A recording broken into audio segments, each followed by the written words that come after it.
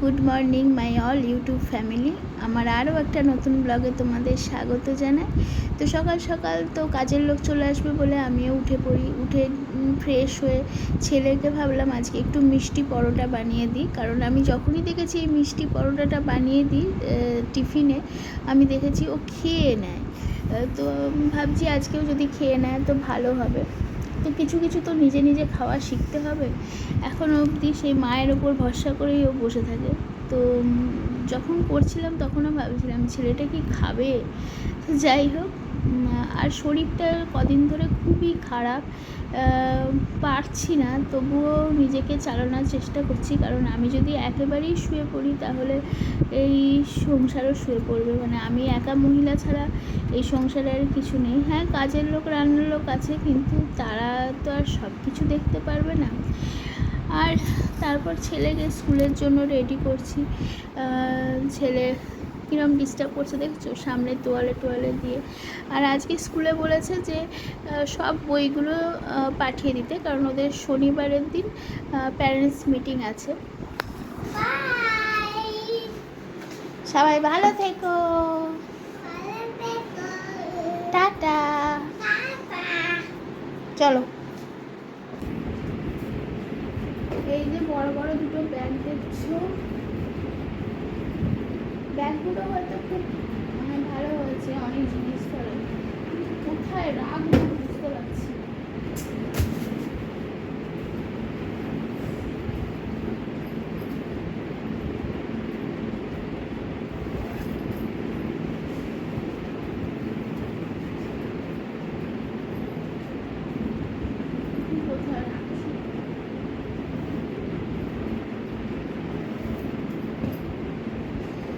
আপাতত ওই ঘরে রেখে দিই ব্যাগগুলো। এর মধ্যে জামা কাপড়ই আছে, অন্য কিছু নেই। আর এর উপর রাখলে কি হবে বলো তো, এই রেগুলার জামা কাপড় তো খুব অসুবিধা হবে।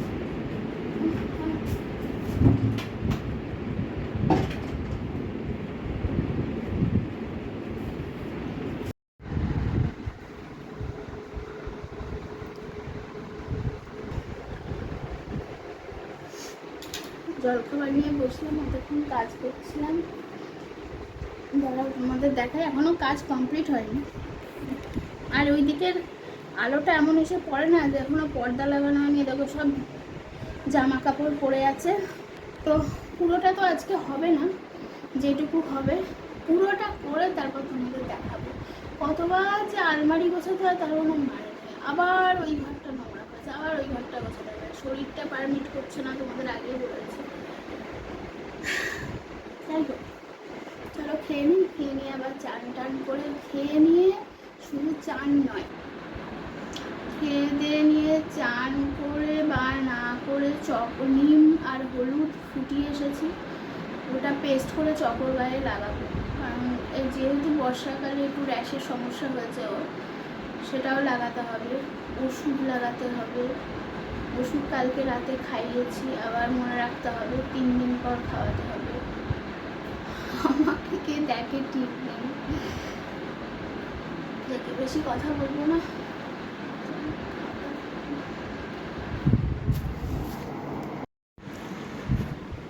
তো রেডি হয়ে গেছি, যাই। আবার ওইদিকে মেক করছি,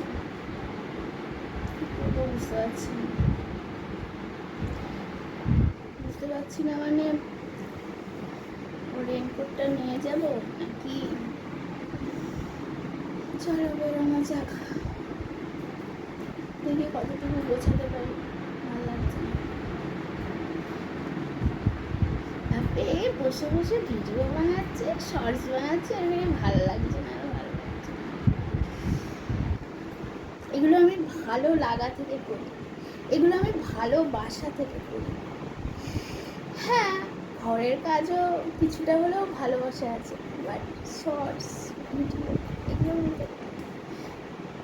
বেরোনো যায়।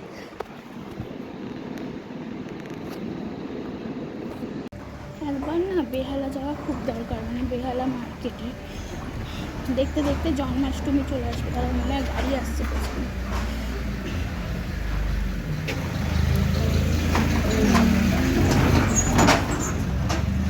হ্যাঁ, যেটা বলছিলাম, কার বাড়িতে ওয়াশিং মেশিন যাচ্ছে। তো দেখতে দেখতে জন্মাষ্টমী চলে আসবে। প্রতি বছরই জন্মাষ্টমীতে আমি গোপালের জন্য নতুন কিছু কিনি, সবাই কেনে যারা যারা জন্মাষ্টমী করে। তো সেজন্য যাওয়ার দরকার। আরও একটা জিনিস, আমার পাম শু কিনতে হবে।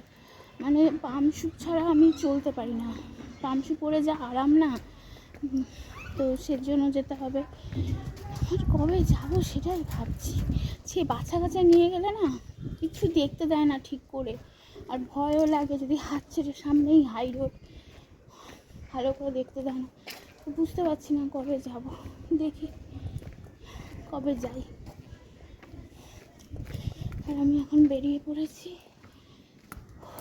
ভাবি একটু তাড়াতাড়ি বেরোবো, আর নড়তে আর পারি না। আসলে আমার ওয়ান টেকে শর্টস হয় না, 2-3টে টেক লাগে। ওই জন্য না, জীবনে বিশাল কিছু করবো আমি। তো কাজের কি কোনো শেষ আছে? শেষ নেই। স্কুল থেকে ফিরে ছেলেকে খাওয়ালাম, ঘুম পাড়ালাম, এত গরম আজকে। তারপর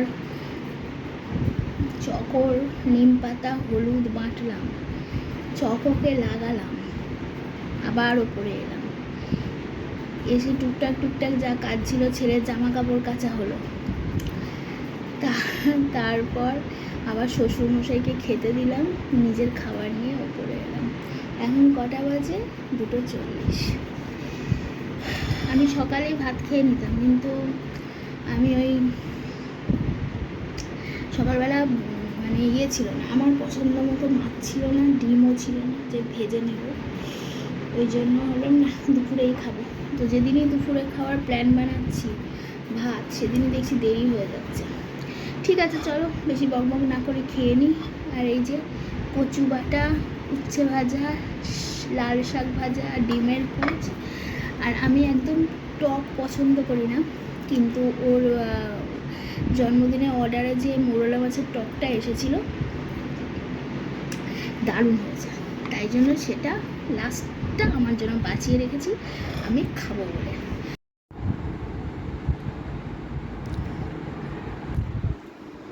তো ব্লগের এন্ড বলবো না, কিছু কথা আছে। তাড়াতাড়ি করে আমি খেয়ে নিই, এখনও ছেলে ঘুমায়নি, ছেলে খেলাধুলো করছে, তো ওই ফাঁকে আমি খেয়ে নিই। তারপর তো খাওয়া দাওয়া হয়ে গেল। তো এই ঘটনাটা কবে ঘটেছিল আমি ঠিক জানি না। আমি আজকেই আমার ফেসবুকে দেখতে পেলাম যে বাংলাদেশে একটা ভয়াবহ জিনিস ঘটে গেছে। কতগুলো বাচ্চা আগুনে জাস্ট ঝলসে গেছে, বিমান ক্র্যাশ হয়েছে। এটা আমাকে দেখাচ্ছে একদিন আগে, বাট আমি বুঝতে পারছি না এটা কবে হয়েছে। বাট দেখে আমার জাস্ট মানে সত্যি কথা বলতে, দেখো বাচ্চাদের তো পাঠাতেই হবে স্কুলে, তুমি তো তাদের না পড়িয়ে বাড়িতে রাখতে পারবে না। বাচ্চাকে তুমি কত দিন আগলাবে? বাচ্চা একদিন বড় হবে, বড় হয়ে নিজের দুনিয়াতে সে চলে যাবেই। নিজের পড়াশুনো বলো, খেলাধুলো বলো। দেখো আগেও হয়তো এরকম ঘটনা ঘটেছে, বাট তখনও আমি সমব্যথী ছিলাম। কিন্তু এখন কি হয়েছে বলো তো, এখন মানে নিজে খুব বেশি করে ফিল করতে পারি, কারণ আমিও একজন মা। আর এটার না কোনো মানে ভাষা, মানে কি বলবে বলো তো, এর দায়টা কে নেবে?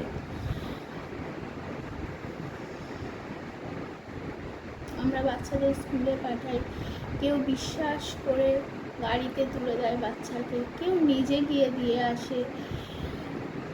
আর তুমি যখন বাচ্চাটাকে আনতে যাবে, আমার বলতেও কেমন লাগছে, সত্যি কথা।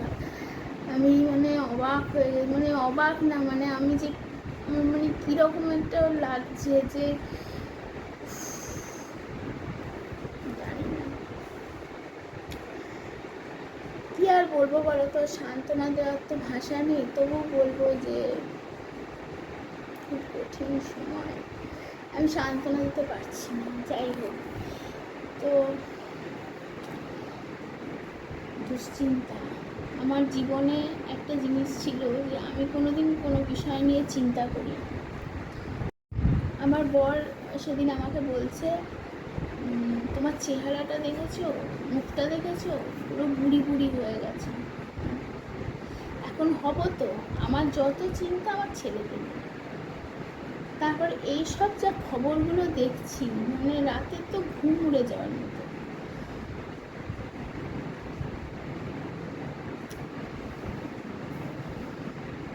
এমনি সারাক্ষণ চিন্তা হয়। অনেকে ভাবে যে বাচ্চা এত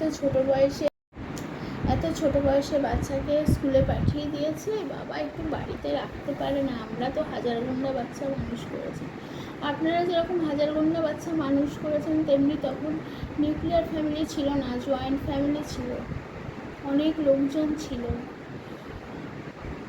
বাচ্চার প্রতি তখন আপনারা কেউই অত গুরুত্ব দিতেন না। বাচ্চা এর বাড়ি ওর বাড়ি তার বাড়ি খেলে খেলেই বড় হয়ে যেত। এখন আপনি বিশ্বাস করে আপনার মেয়ে বা ছেলে কাউকে পাঠাতে পারবেন কারোর বাড়িতে খেলতে? সেই পরিস্থিতি কি আছে? নেই।